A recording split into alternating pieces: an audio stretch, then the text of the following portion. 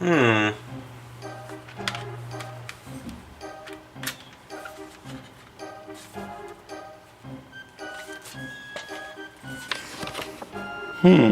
Instructions for use.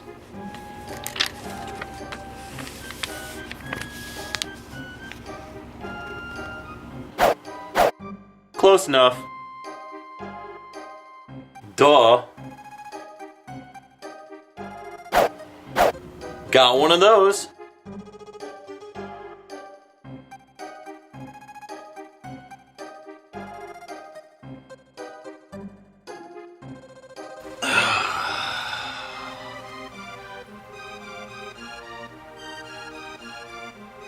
Field trip.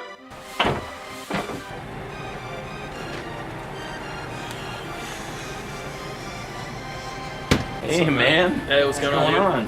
Hey, do you have Wild 9? Yeah, I actually got it right here. There you go, dude. Fantastic. Take care, man. You too, dude.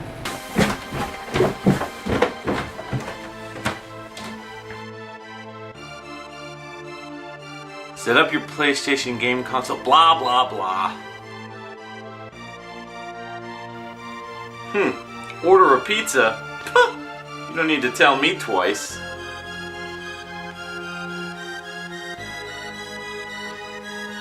Yeah, I need a pizza. Yeah, you know, it's me.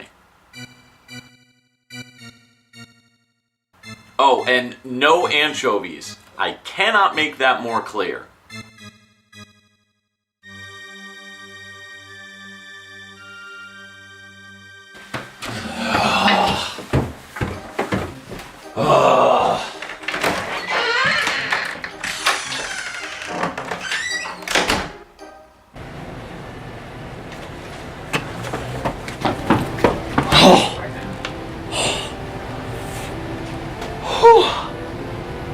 Do you have... You read the manual, didn't you?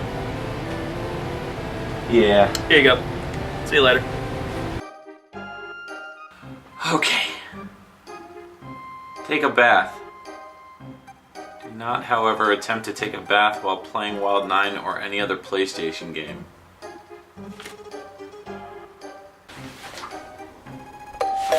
Pizza's here!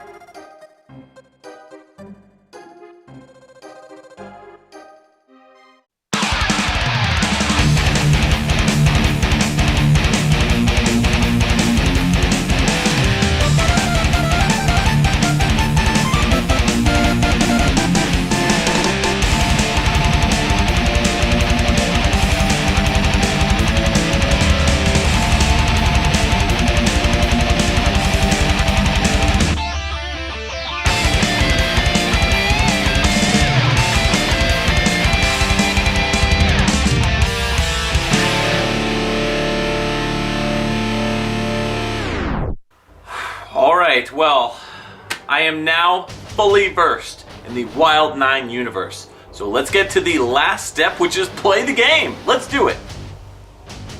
Released in 1998 after a 3-year development window, Wild 9 was developed by Shiny Entertainment and published by Interplay exclusively for the PlayStation. If you think the wait was that bad, Japan saw the game come out in 2000, a whole 2 years after the North American and European launch. Ouch! Shiny Entertainment may be familiar to my fellow old schoolers, but for the noobs in the crowd, they're the developer behind the Earthworm Jim series. In fact, Wild 9's development started just after Earthworm Jim 2's release. But does a lengthy and complicated development history make Wild 9 a solid gaming experience? Let's get wild with Wild 9. Similar to most games of the era, cutscenes didn't always happen in games, which is a shame because Wild 9's story and characters all have that wacky 90s charm. Most of the time it's charming, but I'd really like to know more about my motivations for playing. You play as a guy named Wex, who is part of an intergalactic adventurers group called the Wild 9. But the members of Wild 9 are captured by the villain Karn, who wishes to take control of Wex's weapon called the Rig, so it can be used to take over the universe. Since none of this really is gone over in-game, you're essentially dumped into the game as Wex, who begins taking hints from one of the only other non-captured members of the Wild 9, a character named Bangus. Or is it B. Angus? Whatever, I'm just gonna call him Bangus. Bangus appears to look like a small dog who helps Wex learn how to play the game. Touch one of these bubble things and a small screen appears with Bangus explaining how to play the game. The in-games tutorial is well done for the most part, though it's a bit of a jarring start into this brand new world, but as the game goes on, it keeps things easy to comprehend. Levels are spread out quite nicely regarding variety. You have your standard action platforming puzzle types of stages full of combat, exploration, and collectibles. These are the Bombopolis, Gulag, Craterscape, Drench, Beast Engine, Crystal Mines, and Palace Cairn stages. In these levels, you are trying to rescue the members of Wild 9, but more on this later. There's also chase levels where you're trying to catch some of the bad guys. Typically, you're either free-falling, like in the Outpost Anam and Outpost Baylor levels, or on some sort of vehicle, such as the Light Armada, Quagmire Run, Beast Ride, or Mach 9 stages. The free-falling missions have controls that can be slightly misjudged, as you'll be free-falling down a tunnel that lacks depth perception. I never really got the sense as to where I was, and this caused problems while trying to grab enemies to throw them against the wall, or to ride them into the obstacles. The vehicle ones are fun, aside from the weapon usage. You get two types of combat weapons here, missiles or homing missiles. This is different from the missiles and grenade options in the platform levels. In those levels, you can swap back and forth between a grenade that will take out most enemies, or projectile missiles that fire straight ahead of whatever your target becomes. These are very easy to use, and if you accidentally pick up a grenade and are worried that you left behind a good number of missiles, rest assured knowing you can just scoop the missiles back up and you'll have the same amount. Alright, back to the vehicle stages though. The missiles are obnoxious to use. You're supposed to fire them and then use left or right on the D-pad or analog depending on what you're playing with. However, this also controls your character's movements, so you end up trying to dodge obstacles instead of manipulating the missile itself. The homing missiles seem to work well, but I would have rather have been given a machine gun or something that allows me to just hold down a fire button while I try to shoot the missiles. I don't mind collecting the weapons, but they just feel so useless to me. There's also jumps you can hit to make you fly in the air. The movement is very tight and fluid, and while these levels were challenging because of the terrible weapon mechanics, I enjoyed them overall. But let's get back to the main platforming stages. The control scheme in the main levels is some of the hardest to control, despite the feeling of simplicity. The default controls allow Wex to press the square button to fire his weapon, the rig, at enemies. The weapon appears to be a laser-like beam that has the ability to grasp enemies and carry them around, slam them down to defeat them, as well as place them into horrific death traps. Yeah, this is indeed how you progress through most of the platforming parts of Wild 9. I will say that this gimmick is mostly engaging, as there are times that you have to figure out what to do to trap the bad guys. Thankfully, there's your trusty member of the Wild 9, Bangus, to give you tips. The frustrating element of the control is maneuvering while holding an enemy. In most cases, Wex picks up an enemy with the rig, and if you're trying to bring them somewhere, you have to start walking in the direction you're going. You can press up and down on the D-pad to kind of maneuver the enemy so you don't actually slam them into the ground, as one too many slams results in the death of the enemy, and then you have to go get the respawned enemy if possible. Sometimes I couldn't help but kill the enemies, especially when I was trying to move them to a platform above me. I like the implementation of enemies as keys to getting around these traps, but the rig feature just seems ahead of its time. It can also be used for getting to new areas by hooking onto special platforms that allow Wex to swing back and forth.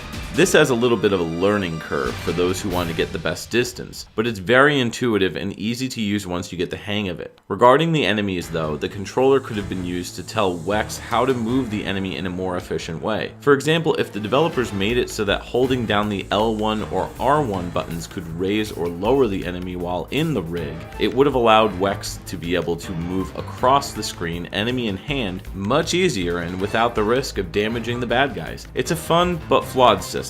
Most stages are comprised of introductions to a new gaming mechanic, and then further implementation for said tool in gameplay. In most cases, there are do-over spots with constantly respawning enemies, so you can try to work out these platforming puzzles over and over again. I have mixed feelings about the later stages, however, as the game begins to throw more complicated sequences that require some planning. This is unlike earlier stages that let you approach things when you come to them. Instead, you may need to jump ahead and follow the path to see where it leads and what what lies beyond where you're at in the game. In most cases though, you can go back to the earlier parts of most stages in case you miss the various items you can pick up. Wex is able to grab health power-ups that will either heal a portion of his life or all of it. Your health is monitored on a meter in the top left-hand section of the game. It can sometimes be hard to read, but once you get used to the arrow, you get the sense as to how much health you really have. There's also an icon to monitor the strength of the rig. Slamming down most enemies produces more energy for your weapon. Either that, or you can pick up a green icon that will recharge the energy bar, but these are very few and far between. The other items are these golden 9 icons you find littered throughout the game.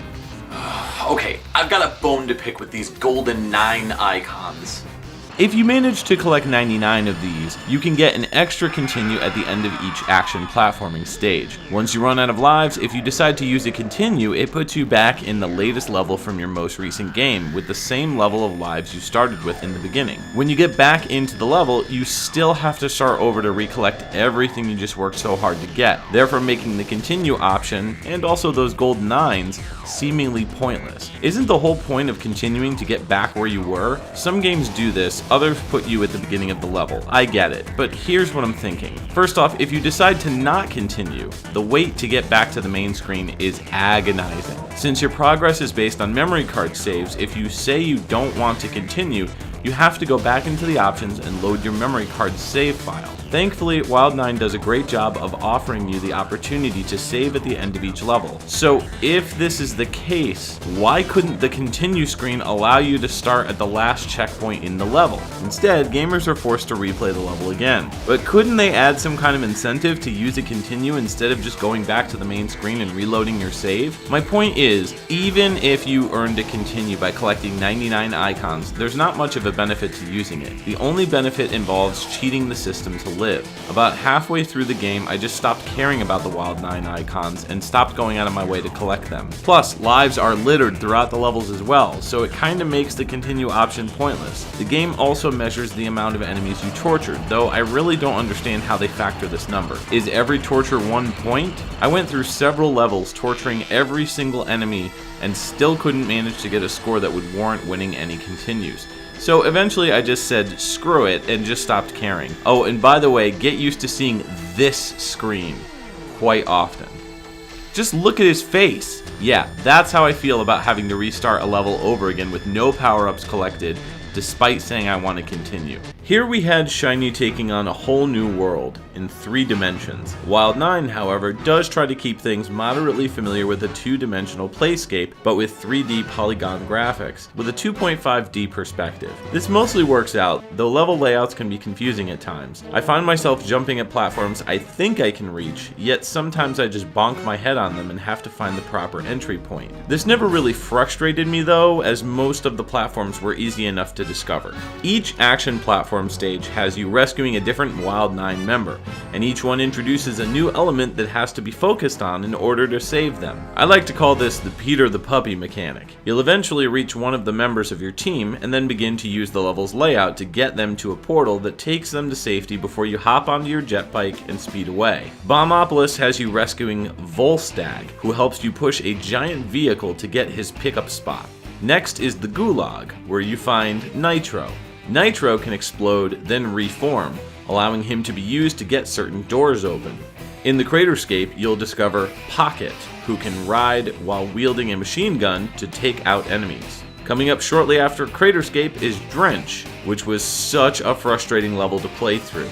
This one definitely tried my patience because of the length of the level, in addition to some frustrating platform navigation. You'll encounter Henry the Aquatic Biped, who you can use to get across the poisonous sewer area. Next up is the Beast Engine level, which has a huge labyrinth-like maze that requires navigating. You'll find a beast monster who will help discover parts of your next Wild 9 member, McSheen, who has to be put back together once the beast uncovers McSheen's 3 parts. After reaching the end of the stage, the beast throws up McSheen's body, and you can use his transforming powers to finish the level. Then you'll encounter Crystal in the Crystal Mines. She runs off of light power, so Wex has to shine lights on her to make her walk through the level. She's also really powerful and can open doors for you. This was another really difficult and frustrating level, as you can't get her to stop unless there's no lights, so you'll need to move ahead of her to see what your next challenge is. The game definitely kept me on my toes, and while I became increasingly frustrated as I played, I look back now on the challenge as being rewarding when I actually finished the levels. The biggest complaints I had here were the cheap deaths by falling off of platforms that were way too small, and just timing issues with levels like the Crystal Mines. I think each level is well designed, but the camera and pacing seems to drag at points. The frame rate is mostly consistent, though naturally the more that goes on all at once, the slower the game begins to run. Sometimes enemies will team up on you and will not wait for the other to attack. There's also some bosses at the end of certain levels, and these also help change up the playstyle. The game always has me guessing at what's coming next, and is definitely not as predictable as one would think for an action platformer. Because this game came out during the 32-bit era, it certainly hasn't aged well. This is a very dark world, and the colors are reflective of this, with toxic greens and crimson reds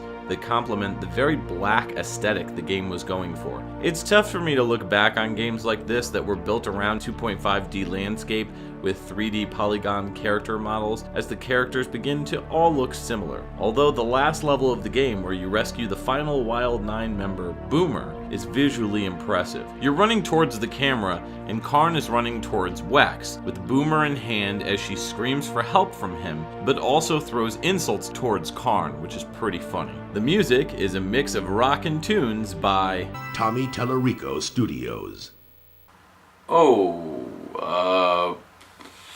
Thanks, Don LaFontaine. Tellerico's a longtime collaborator with Chinese Games, and has worked with producer David Perry a number of times on various different titles. He does a great job of complementing industrial metal tracks like the title theme and Gulag levels with more ambitious classical pieces and dancier numbers. He does a great job of being able to make music that fits these levels well, but also is solid music as it stands alone. There's also a good chance that Sonic Mayhem worked on this soundtrack in some capacity, but as far as we know, it's mostly Tommy Tallarico.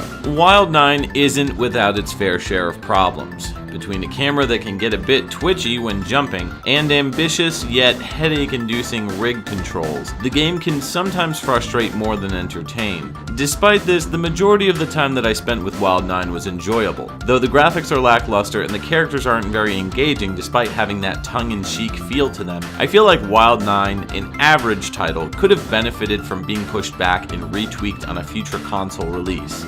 So, is Wild 9 worth checking out? I'd say so. Just don't expect to be blown away. And on that note, here's your moment of zen.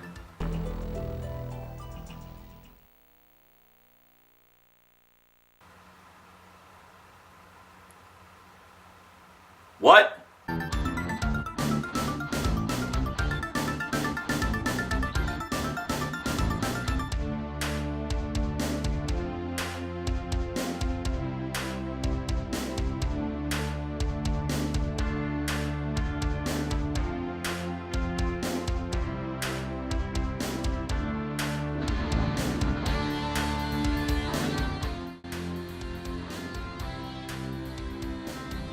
Thank you to the following patrons. Your support means the world to me.